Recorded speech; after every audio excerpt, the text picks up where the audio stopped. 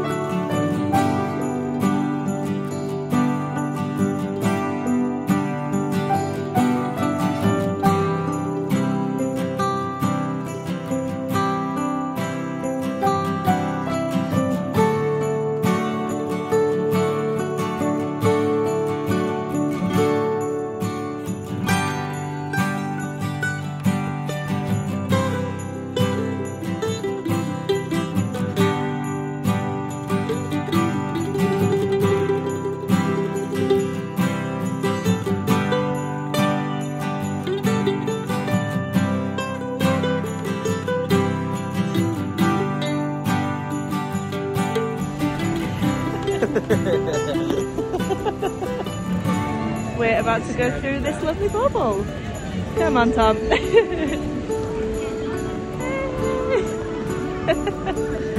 Cute.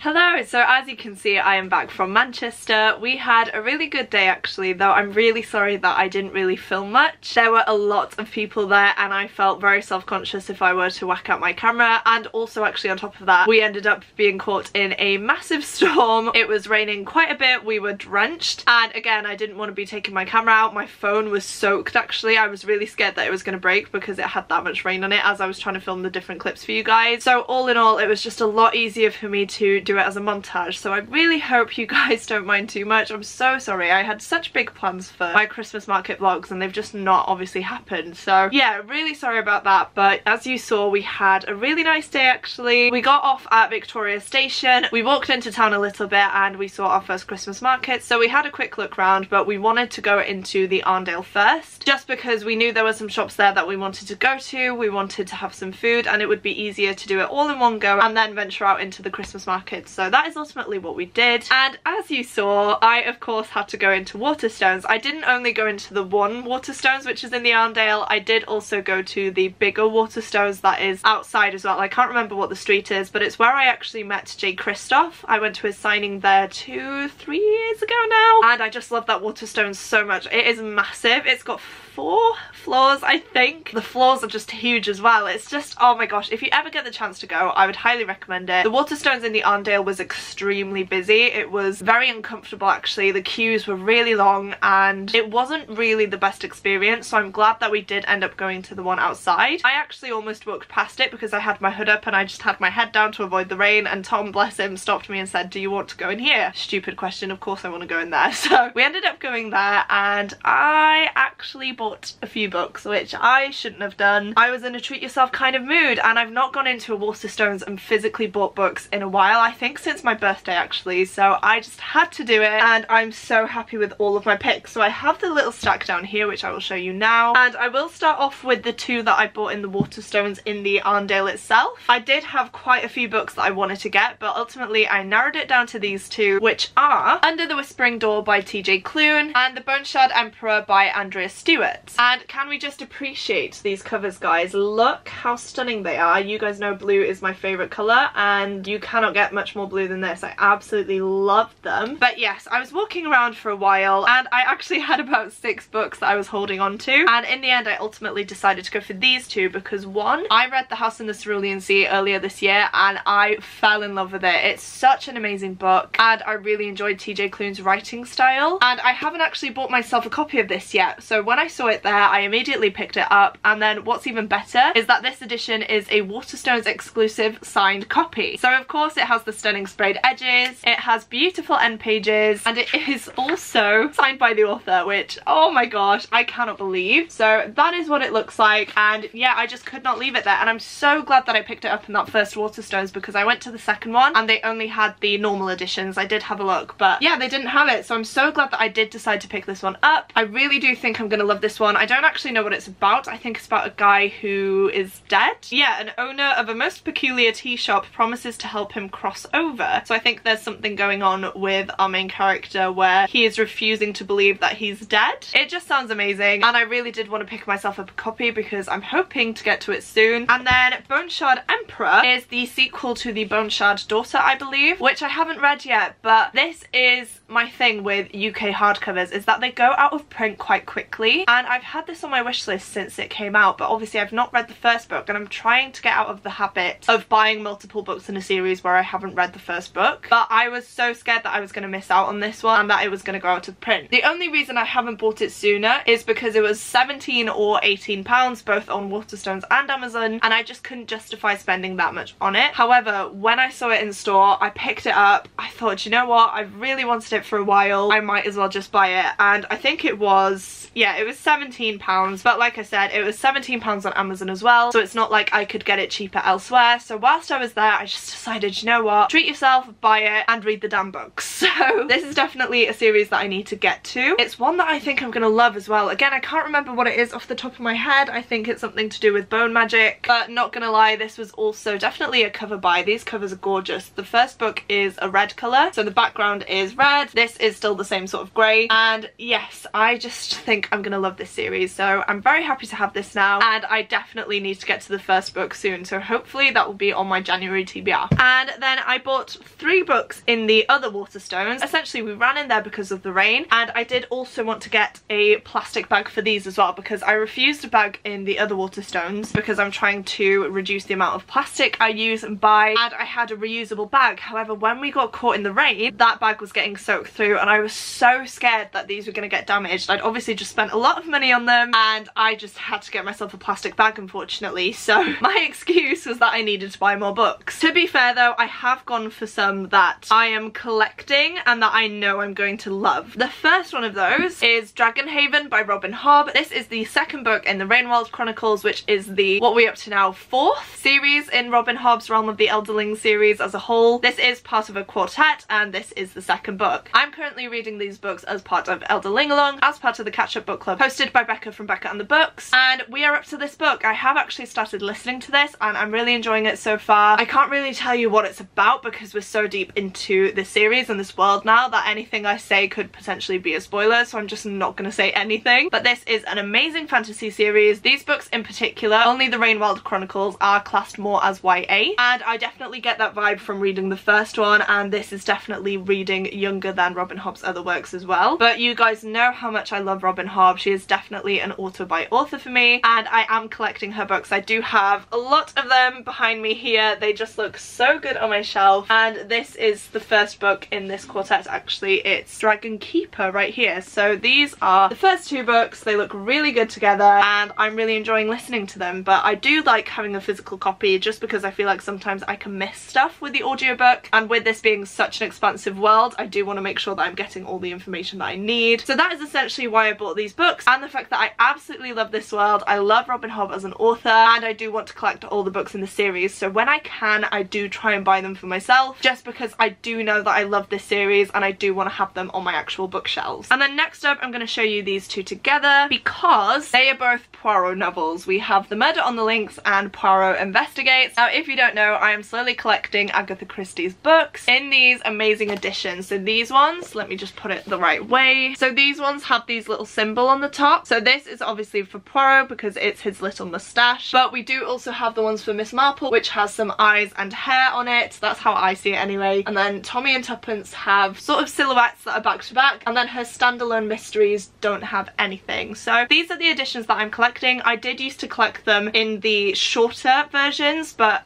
I think they've been discontinued, so I've moved on to these ones and I love them so much. I currently have a full shelf of Agatha Christie books, and I haven't actually read one for a while, so it's definitely going to be a goal for me for 2022 to read at least one Agatha Christie book a month. I just have such a good time with them. They're very short murder mysteries, but they're so complex and intricate that I just have the best time reading them and trying to solve the crimes. The Poirot ones I do already own though. We have The Mysterious Affair at Styles, and I also have The Murder of Roger Ackroyd, The ABC Murders, and The Adventures of the Christmas Pudding. Those are the only ones I have, and even though I haven't completed my Miss Marple collection yet, which I probably should have done first because I only have 2 books left I think to complete that set, I decided that whilst I was there I would pick up these 2 books because they are the second and third books in the Poirot series. The first one is The Mysterious Affair at Styles, then we have The Murder on the Links, then we have Poirot Investigates, then we have The Murder of Roger Ackroyd. So I do now own the first 4 books in the Poirot own novels. So when I do finish the Miss Marple books and move on to these ones, I will have the first 4, so I don't have to go searching for them anywhere else. Yeah, that's essentially why I bought these ones, and I cannot wait to put them on my shelves in their proper place. So there we go. This was your little book haul for today. I could definitely have bought more books while I was there, but I also needed to carry them around Manchester with me all day, so I did restrain myself to these 5, and I'm so happy with all my choices. Please do let me know if you've read any of these and your thoughts on them. I do think I'm going to enjoy all of these, and as I mentioned, I cannot wait to get to every single one. As for the Christmas markers themselves, I honestly didn't love them this year. I feel like there weren't as many, and the main bit that we usually go to and the main bit that's usually open was closed, so everything was a lot more spread out. I feel like there wasn't really any order to it. I felt like it was very randomly placed, and you just happened to fall upon a street full of Christmas stalls every now and again. It was just very weird, and yeah, unfortunately we didn't have the best time with the markets themselves. Also, the fact that it was raining really did put a downer on our day, because the markets are all outside and it just got to the point where it was too much and we were just a bit miserable and wanted to go home, so that was really sad. I do get that obviously it's a whole new thing with being open after a year, maybe 2 years of COVID and them not being open, but yeah, it was a little bit disappointing unfortunately, and I didn't actually buy anything in any of the stalls except for the food stall which you saw. We had a very lovely cookie dough brownie type of thing, and I said to Tom when I started getting annoyed at the rain that all I wanted was something hot and something sweet, and we thankfully stumbled upon that stall, so managed to get that, and then we just decided, you know what, we're knackered, we're wet, let's just go home, and that's what we did. So all in all, it was a bit of a fail, but I did have a really nice day. We did get to explore somewhere new, and of course I bought some new books, and I did actually buy a few bits from Pandora for myself as well. One of them is from Tom, which was really nice, but he saved it till Christmas, so I can't show you. But I do think I'm going to end this video here because I have been talking for a while now. Again, I'm so sorry that I didn't get a lot more clips of the Christmas markets and of me actually vlogging myself there. I just got a bit overwhelmed, I think, and I didn't want to break the camera, as I said, with the rain. So hopefully you enjoyed the montage nonetheless. If you're still here and would like to let me know, please do leave me some star emojis down in the comments. I was going to say some light emojis because, as you saw, Manchester did have a lot of lovely Christmas lights around, but I don't think there's an emoji for that. So please do leave me some stars to let me know that you're here. You guys truly do make my day when you comment the emoji of the video, and it does just mean the world to me. Wash it down in the comments. Please don't forget to click the like button if you like this video, and the subscribe button if you'd like to see more content from me. Thank you guys so much for watching. It truly does mean the world to me, and I will see you soon in my next video. Goodbye!